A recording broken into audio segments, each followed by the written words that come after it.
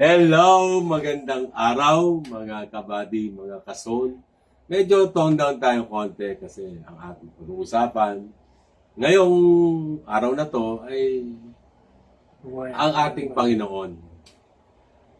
Ikukwento namin dalawa kung ano ang pinaka-importanteng naging parte sa aming pagbangon dalawa, si Jesus. Kaya ito po ay inaalay namin, yung vlog na to, sa ating Panginoon, at sana po ay kapulutan nyo ng aral. At sana po, inihiling namin sa ating Panginoon ngayon, munting dasal na maibahagi namin sa inyo ang kwento niya. Kaya po may isang silya doon, hindi para kay iba. Para po yun sa ating Panginoon. Sinama natin siya sa kwentuhan ito. At ito po ay inaalay namin kay Jesus. O sige ba, ito naman muna. Ikwento mo sa akin, sa amin lahat. Nung panahong na-stroke ka, Magandang po mga kapalag. nag-iisa ka na, ano ang naging parte ng pananampalataya o ni Jesus sa buhay mo? Actually, kinto po yun. Bago pa ako ma-stroke, may nararamdaman na ako kakalpa. Hirap na ako minga. Pinapapawisan ng malamig. Tapos malagkit yung laway. Mga ilang araw yung bago ko ma-stroke. Pero hindi ko pinansin. Ang nasa isip ko kasi, kailangan ko matapos yung mga meeting para magkaroon ng resulta yung mga ginagawa ko. Ang hindi ko naisip, yung kalusugan ko. Pero ganun pa man, lagi akong tumatawag sa taas. Panginoon, bigyan niyo po ako ng lakas para matapos yung mga ginagawa ko. At dahil doon po, dahil may impluensya ako sa TV kay Pastor Jeff Eliscopides, araw-araw po yung pinapanood ko. Doon po ako kumukuha ng lakas ng loob para mapalapit sa Panginoon. Nagkataon naman, na-recruit po ako sa MCGI, Member Church of God International. Sila din po yung tumulong sa akin. Pagka wala akong budget, wala akong kausap, yung mga pupunta rito. Dito po kami ng doktrina. Gamit yung TV na yan. Hanggang sa mabautismo ako, kapalit Pampanga. Sinundo po ako dito. Doon mo, putulin kita, sorry po Doon mo ipinamigay yung sinelas ko na worth 5 million na binigay ko sa iyo. Hindi pa doon. Okay. Sorry po. Lumabautismo po. Lumago po lahat. Lahat ng pananaw ko. Lagi na ako umati ng meeting. Para buhay mga aral ng Panginoon. Tapos pag umaga, diretso lang ako sa normal routine. Nag-iisa ka na. Yes, ako. Nag-iisa ka na. So, may ano ko na. So, yung hirap na pinagdadaanan mo dahil nag-iisa ka dito, lagi ka nananalangin sa ating Panginoon. Araw-gabi po, nananalangin. Araw-gabi. Yun ang pinaguhugutan mo Ang lakas. ng lakas mo. Totoo po yun. Na kahit nag-iisa ka, minsan wala kang makain. Oo, wala. Minsan wala kang tubig na puputulan ka. Kasi wala akong makain. Magtatasal lang ako. Tingnan mo magpapadala. Milagro, bigla meron mo. Para milagro. Kasi God will always provide. Ilang araw din po na walang-wala talaga ang may biglang magpapadala yung aking kapatid. May iuutos. Tapos yung sobra sa akin na shoutout natin. Shirley, salamat. Hindi kita makakalimutan. Doon sumagip sa akin. Totoo lang. Maraming salamat. Kahit na may pinagdadaanan ka rin, sarili mo, hindi mo pa rin ako kinakalimutan. Tatanamin ko muna yung utang nila habang nabubuhay ako. Salamat, ate. Mahal kita. Ako naman po, balikan kita pare. Ako naman po, kwento ng pananampalataya. Ako po, kung sa tunay na buhay, actual na buhay sa mundong to, naging pilyo, sabihin na natin. Pero, nung ako po'y lumalaki sa lugar namin, ako po'y naging active naman sa mga grupo ng mga samahan sa school. At doon po ako namulat sa aking pananampalataya bilang Katoliko. Ako po yung member sa Youth Marian Crusade. At doon po lumaki ang aking faith na inisip ko, naramdaman ko noon, ang tawag calling. Di ba? Calling. Munti ka po ako mapari nung araw. Kaso nga lang, hindi ko sinagot ang tawag ng ating Panginoon na magsilbi sa Kanya. Kasi sa kadahilan ng, alam niyo na to, sa story namin, nag-usap kami magkapatid, na siyempre, graduate na ako ng high school, bago ako mag-college, o noong nasa first year college pa lang ako sa PATS, nag-usap kami na kailangan kong tumigil sa kasya para mag-giveaway sa aming dalawang kapatid. Pero dahil po doon, pati po yung tawag ng ating Panginoon sa akin, hindi ko na ituloy.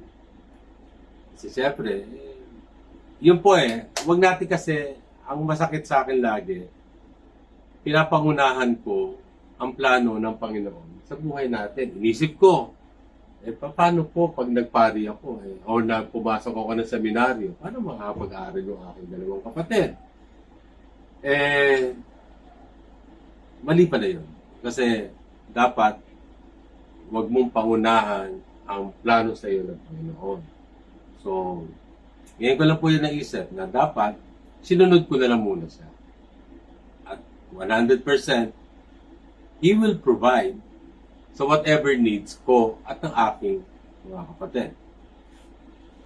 And then, naging member po ako, nung ako po medyo binata na, naging member po ako sa aming kapilya, sa aming simbahan maliit ng Legion of Mary. Shout out sa mga brothers and sisters ko dyan. So, sa mga Brillantes family, yung iba, nakalimutan ko na yung pangalan. What I can remember is sila Sister Fatima na sumalangit nawa. Si Malu! Yeah, I remember Malu. Shout out sa iyo, Malu. Kasama ko yan sa Legion of Mary. So, I was part of that group.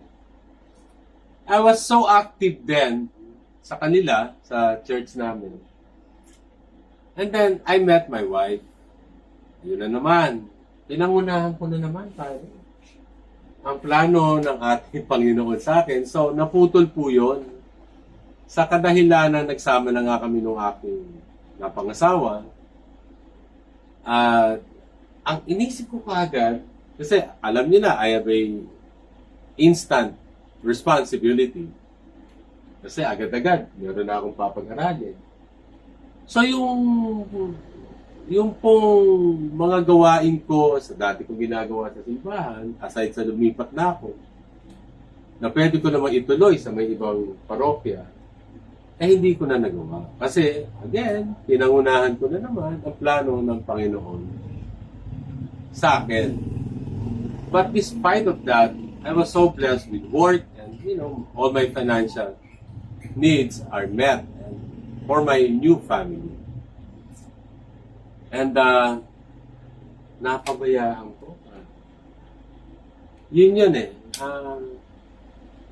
inuulan ka ng biyaya, pero ang una kong ginawa, ako pala, inuulan ako ng biyaya, pero ang una kong ginawa,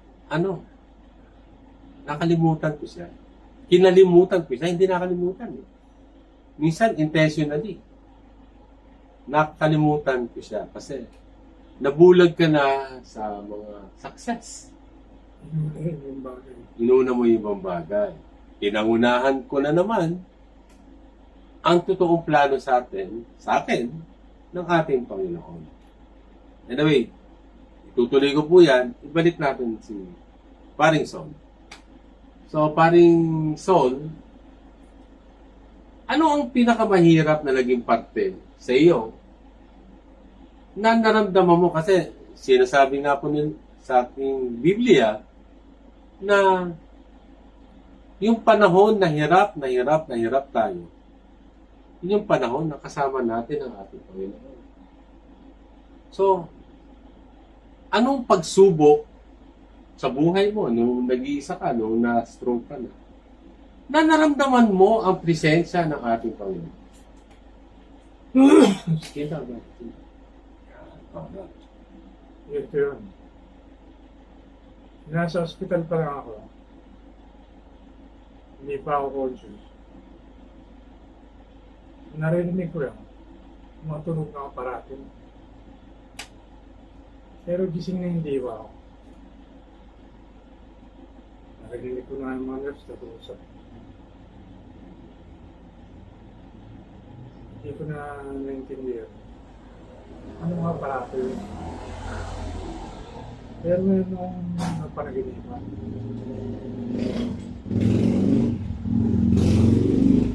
Holy Cross pa nga yung lugar. Sa Holy Cross. Quezon City. Tapos nandun sa San Pedro. Dala yung manok. Hindi. Niluto na ni Bobby manok. Hindi nasa gasaan. Ano ito na, di ba? The joke po yun. Ang catch ganito. Dahil sa gusto ko na hindi pa ako gustuhan. Kaya bangang ako. Inilibre ko pa ng ice cream sa Sa Pedro! Pero panaginip lang. Sa Paraginip, nilibre ba? Anong brand? Magnolia, Selecta. Selecta. Selecta, may brand pa. Tapos, hindi mo man. Double delight pa. Double delight of flavor. Okay. Kasi puti yun. Sinda pa rin. Parang ulam. Tanda ko yung panaginip. Kinuwento ko nga sa mga kapatid ko.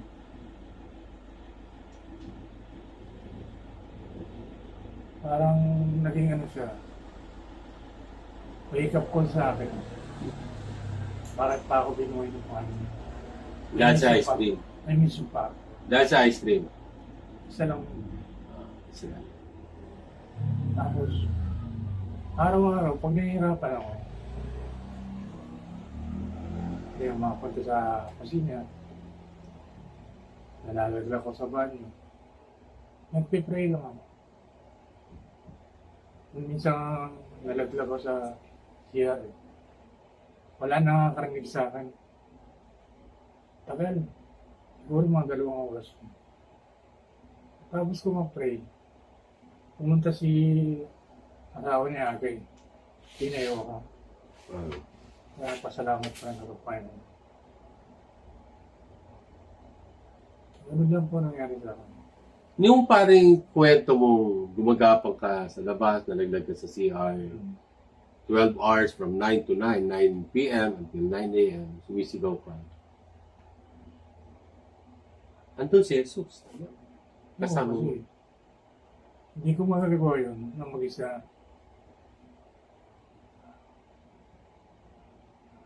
Kaya kahit sugat-sugat yung likod ko, siniga ako talagang gumapang. Tulad niya, scourging at the pillar. Oo. Nagkasugat-sugat din ang likod ng ating Panginoong Jesus para sa ating kasalanan. So, naranasan mo yun. Hindi naman yun talaga, but something like that. Ang malupit pa dun. As was it? Ang malupit pa dun. Pag upo ko nun sa wheelchair, nagsasaluli ako. Nung panahon na yun. Oo.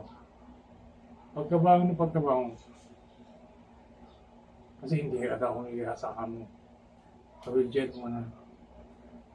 Si Mike to. Katulong. Paring Mike. Shoutout, parang. Paring Mike. Yung kararating lang. Ano yung pick up? Ayun si Mike, yung long hair. Oh, okay. Sorry po. Yung anak ko lalaki. Okay. Right yan. Minsan nilalo lang ako sabi. Minsan ginagawa yung mga sirang equipment. Dito naman sa community namin, mabait naman yung mga kapitbahay ko. Ako lang ang pasakay. Hindi, but yun pare. Our good Lord, ano lang, patuloy na kita. In our challenges in life, ako po, napapatunayan ko to sa maraming pagkakataon. God will always surround us with people na galing sa Kanya. Sometimes, hindi mo na maintindihan kung bakit itong mga tao. Like si Jasser, tinutulungan niya ako. Hindi naman kami talaga malapit na magkaibigan. But God will surround us in times of our needs. Kasi siya, siyempre, di ba? Naman si Lord pag gumawa sa atin, mababasa mo, makita mo si Jesus. God will, joke po yun. God will surround us with people na siya nagpadala, na tutulong sa'yo. And you will be surprised. We will be surprised. Na, di ba? Kay Lord galing to. Bigla mo na isip. This is a people or blessings or angels. Sometimes we call it angels. This is coming from our good Lord. Diba? Katulad mo, yung mga kapitbahay mo. Saka sino pinakagwapo ang angel mo ngayon? Buddy. Ha? Buddy. Lakas mo! Buddy. Si Buddy. Joke po yun. Hindi po ako angel. Ako po ay... Anyway, so... Tuloy ko lang muna yung kwento ba? Sige. Okay. Rock bottom. Yan. Gandang parte ng buhay ko yan because lagi ako nandyan eh. A friend, I just called him. Leslie Araujo. So I called Leslie. And I tried to tell him kung ano pinagdadaanan ko. At napakaganda ng kanyang sagot sa akin. Eh, lagi ka naman nasa rock bottom eh. At lagi ka namang nakakaangat. Lagi ka naman nakakabangon. Alam mo, kahit hindi natapos yung ating usapan, meron kang dumating na baling bisita. Tawagan mo naman si Kuya O. Alam kong busy ka. Bossing ka na yata eh. Congratulations, man. Anyway, yun. I will always hit. There's so many times in my life that I will always hit rock bottom dahil sa mga maling naging desisyon ko sa buhay. But lagi yun. Every time I will hit rock bottom in my life, nakakaangat ako. Bakit?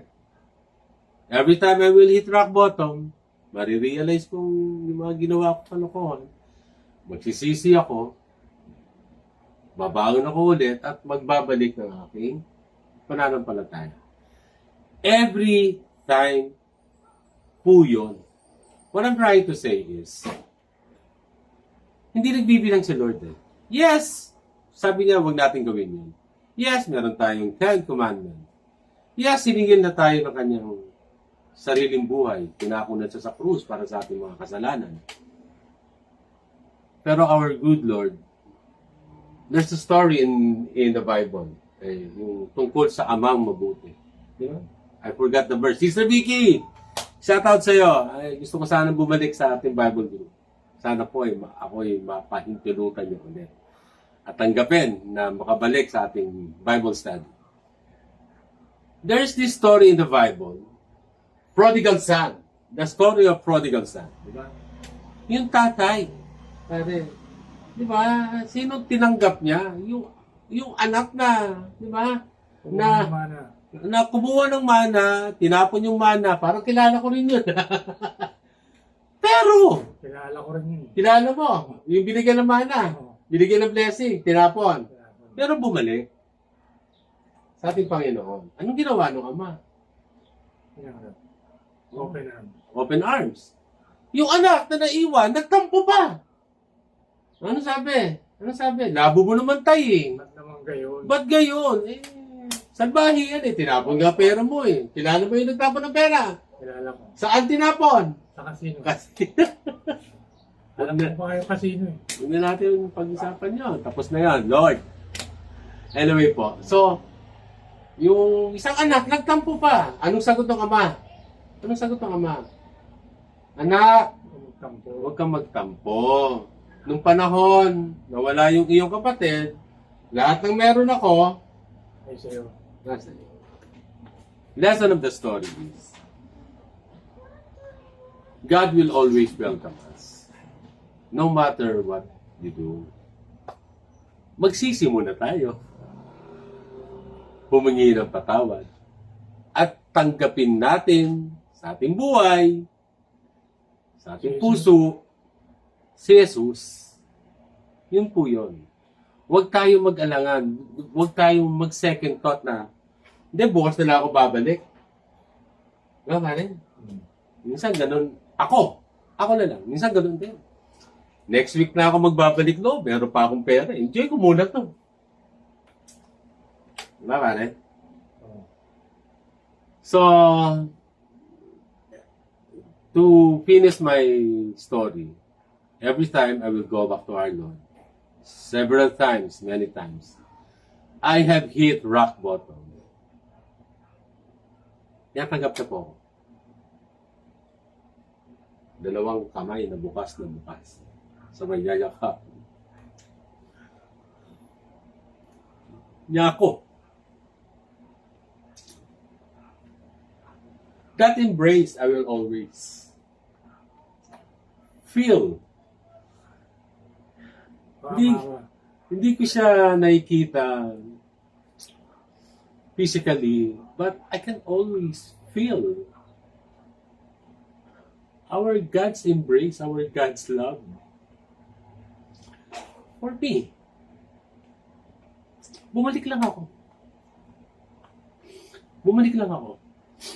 Ama mo man, ama mo. Bumalik lang ako kasi